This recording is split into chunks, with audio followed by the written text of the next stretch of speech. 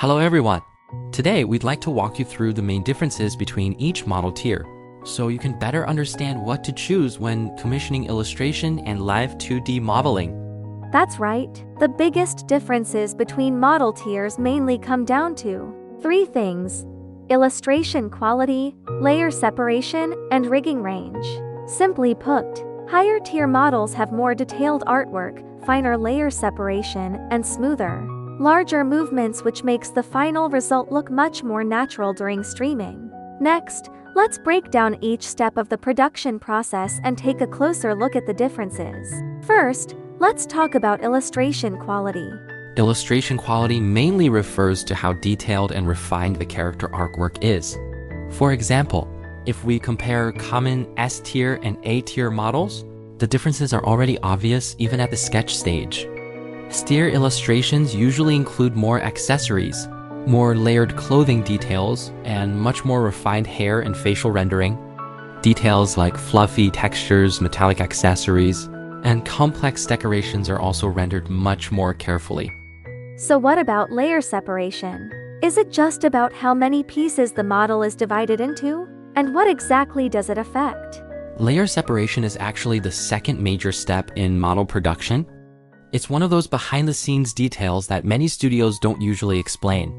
But it's also one of the biggest reasons why some models end up looking stiff or unnatural after rigging. A simple way to understand it is to think of a 2D character like a paper puppet. The more detailed the separation is, the more movable parts the model will have later during rigging. For example, if the front bangs are separated into only 5 pieces, then only 5 sections of hair can move. But if they're separated into 9 pieces, the hair movement will look much softer and more natural. Different model tiers also require very different amounts of separation work. For things like mouth shapes and facial parts, finer separation also means much more work for the artist. We'll also show some of our studio's separation standards, so you can clearly see the production details that are usually hidden behind the scenes. I see. I didn't realize layer separation could affect motion smoothness this much. I always thought only the rigging mattered. So then, what differences are there in the detailing stage between different price tiers? Exactly. The detailing stage is where the artist's technical skill and rendering ability really show. For example, higher tier models pay close attention to things like environmental lighting reflected in the eyes, as well as the light and shadow relationship between the eyelashes and the pupils. There are also noticeable differences in how different materials and accessories are rendered. Even shadows cast by metallic accessories can greatly improve the overall visual quality.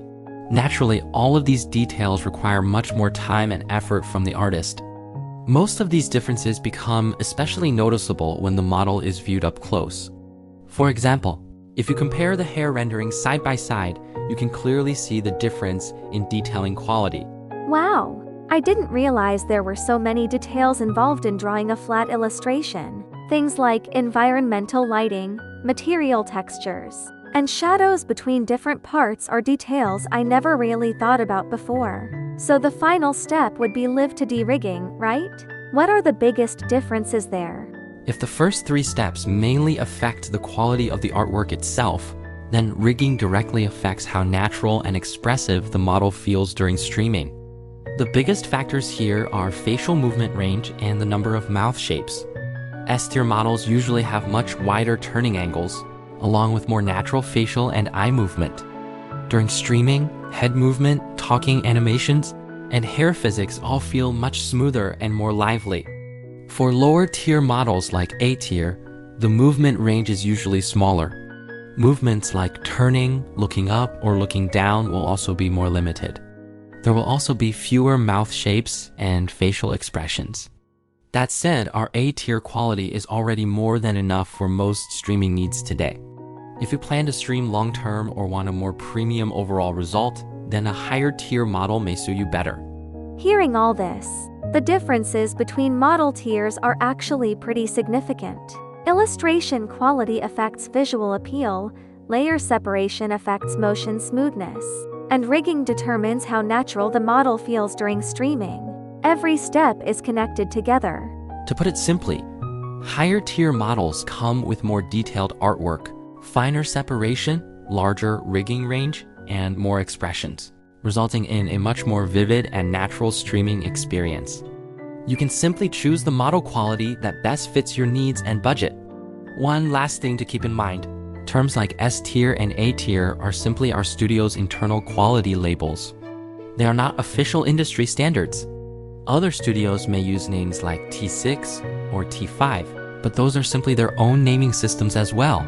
Claiming to be S tier or T4 does not automatically mean the model is high quality. For example, some studios may label their work as T5 or T6. In some cases, even models with the same tier label are offered at much lower prices, but in reality, it's often just marketing language or naming tricks. What truly matters is whether the studio clearly shows the actual production standards and details behind each step. Being transparent about the workflow and quality standards is the best way to avoid misunderstandings and disappointing results later on. Hopefully, after hearing all this, you now have a much clearer understanding of the differences between model tiers. And if you still have any questions, feel free to contact us anytime. We'd be happy to help.